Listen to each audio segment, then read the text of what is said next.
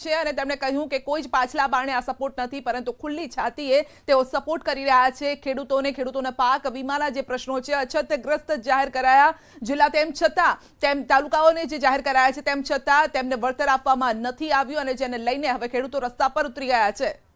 તો અંકિત પણ મારા સહયોગી આપણી સાથે જોડાયા છે। અંકિત, હાલ શું ત્યાં ચાલી રહ્યું છે? હાલ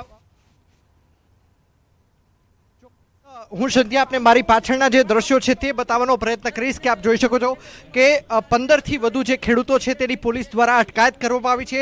ચોક્કસ રાજકોટની અંદર જે ખેડૂત સંમેલન યોજાવાનું હતું, જે રેલી યોજાવાની હતી, ખેડૂતોએ તંત્ર પાસે પહેલેથી જ એક માગણી કરી હતી કે અમને પાક વીમો નથી મળ્યો અને તેના માટે અમારે રાજકોટનું જે બહુમાળી ચોક છે ત્યાં એક સંમેલન યોજવું છે અને ત્યાંથી માત્ર 500 મીટરની દૂરી પર કહી શકાય કે જે કલેક્ટર કચેરી આવેલી છે ત્યાં અમારે કલેક્ટરને જઈને આવેદન આપવું છે, પરંતુ તંત્ર દ્વારા આવી કોઈ મંજૂરી આપવામાં નહોતી આવી ને તેના જ કારણે કહી શકાય કે જગતનો તાજ છે તેને વગર મંજૂરીએ આ સંમેલન છે તે સંબોધવું પડ્યું હતું। ત્યારે ખેડૂતો આપણી સાથે છે, આપણે તેમને પૂછીશું 15 થી વધુ જે ખેડૂતો છે તેમની અટકાયત કરવામાં આવી છે, શું કહેશો? આ ભાજપ સરકારની કિન્નાખોરી છે। જે લોકોએ શાંતિપ્રિય રીતે ખેડૂતો આંદોલન કરી રહ્યા હતા અને સરકાર કલેક્ટરશ્રીને રજૂઆત કરવા જવાની હતી, તેનો અમે શાંતિપ્રિય રીતે જઈ રહ્યા હતા અને વસારે પોલીસે અમને, અમારા કિસાન સંઘના નેતાઓને અને એને અટક કરેલા છે। શું કહેશો, કયા પ્રકારની તમારી માંગણી છે? પાક વીમો હજુ સુધી તમને નથી આપવામાં આવ્યો? ના, પાક વીમો અમારે હજી અસરગ્રસ્ત પૂરું પડતી તાલુકો થયો છે બરાબર, તોય છતાં એનો પાક વીમો અમને આપ્યો નથી, એની માંગ છે અમારે। ચોક્કસ, તો આપણે વધુ ખેડૂતો છે આપણે તેમની સાથે વાતચીત કરવાનો પ્રયત્ન કરીશું કે તેમનું શું કહેવું છે। જી, શું કહેશો, કયા પ્રકારની તમારી માંગ છે, શું કહેશો? અમારી ખાસ માંગ તો પાક વીમાની છે। અમારો તાલુકો અછતમાં મૂક્યો છે, છતાં જો પાક વીમો ન આપે તો આ મોટામાં મોટો અન્યાય કહેવાય એમ। 2016-17નો પણ તમારે પાક વીમો બાકી છે અને તેમ છતાં જે હવે છે 17-18નો પણ નથી મળ્યો, શું કેવું છે તમારું? પાક વીમો તો જરૂરી આપવો જ પડશે, કારણ કે પાક વીમો નહીં આપે તો ખેડૂત ઉગ્ર આંદોલન બનશે। શું કહેશો, ખાસ કરીને સરકારે અછતગ્રસ્ત તમારો તાલુકો છે જાહેર કરી દીધો છે, તે માટે 6700 તમારા ખાતામાં પણ નાખી દીધા છે, વીમા કંપની પાક વીમો નથી આપી રહી, શું કેવું છે?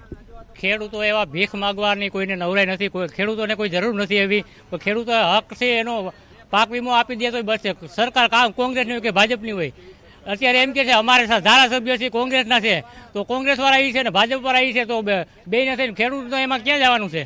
આમાં તો ખેડૂત હેરાન થવાનો છે, બાકી તો હાઉના રોટલા હાવ શેકે છે, બાકી તો આમાં ત્રીજી પેઢી એના છોકરાને ન સારું થાય ગમે નહીં। થોડાક દિવસ પછી જ મતદાન છે તો કયા પ્રકારનું મતદાન કરશો, શું કહેશો? મતદાન અમે એક જગ્યાએ કરવાની જરૂર જ નથી, કોઈ કોંગ્રેસમાં કે ભાજપમાં બહિષ્કાર જ કરવાનો છે। તો નોટાનો ઉપયોગ કરશો?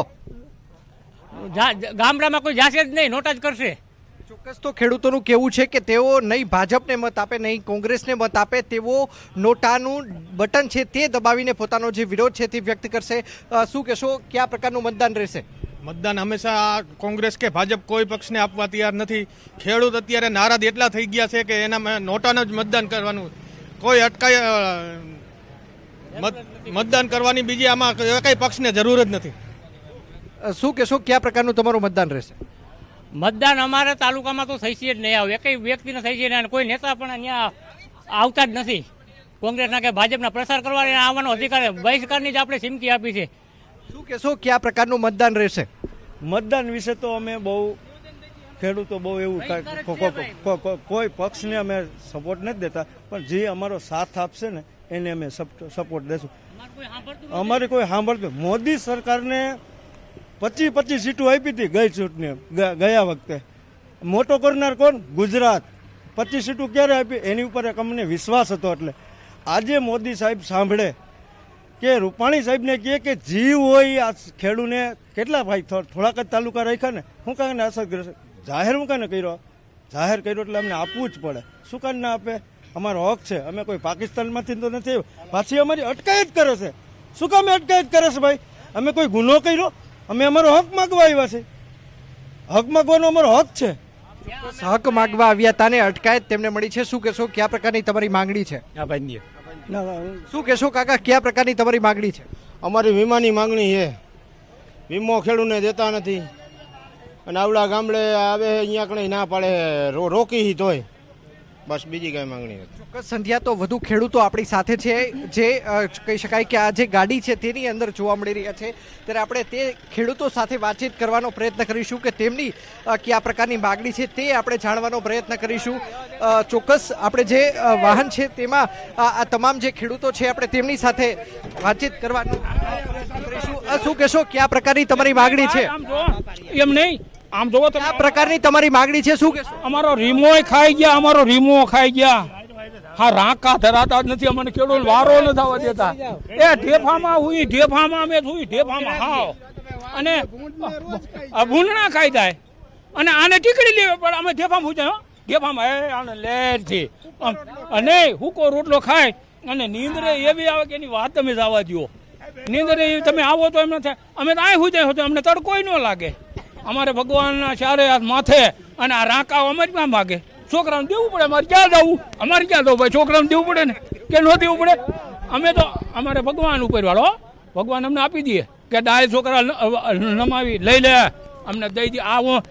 આવા તો કેટલા કાળ પીડ્યા, એક વાર 3 પીડ્યા. ઢોર નતું, ઢોરે નતું ને તો અમારે ઢોરનું અટાણે જેજો કાર બને.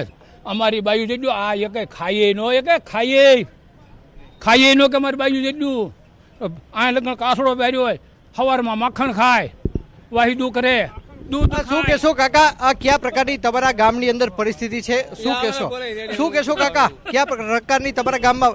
ચોક્કસ તો કહી શકાય કે ખેડૂતો છે તેમને પાક વીમો નથી આપવામાં આવી રહ્યો અને અત્યારે પણ આપ જોઈ રહ્યા છો કે આ દ્રશ્યો છે રાજકોટના રેસકોર્સ રિંગ રોડના આ દ્રશ્યો છે કે જ્યાં મોટી સંખ્યાની અંદર ખેડૂતોને કહી શકાય કે અટકાયત કરવામાં આવી છે અને ધીરે ધીરે હવે ખેડૂતો છે તે પોતાના ઘર તરફ પ્રયાણ કરી રહ્યા છે. જી સંધ્યા. જી, પરંતુ જે મહાસંમેલનનું આયોજન કરવામાં આવ્યું હતું, હવે આગળનો કયા પ્રકારનો પ્રોગ્રામ રહેશે? કારણ કે જેથી 15 થી 16 જે ખેડૂતો આગેવાનો હતા તેમની અટકાયત કરવામાં આવી છે. હવે ખેડૂતો લડત કેવી રીતે આગળ વધારશે?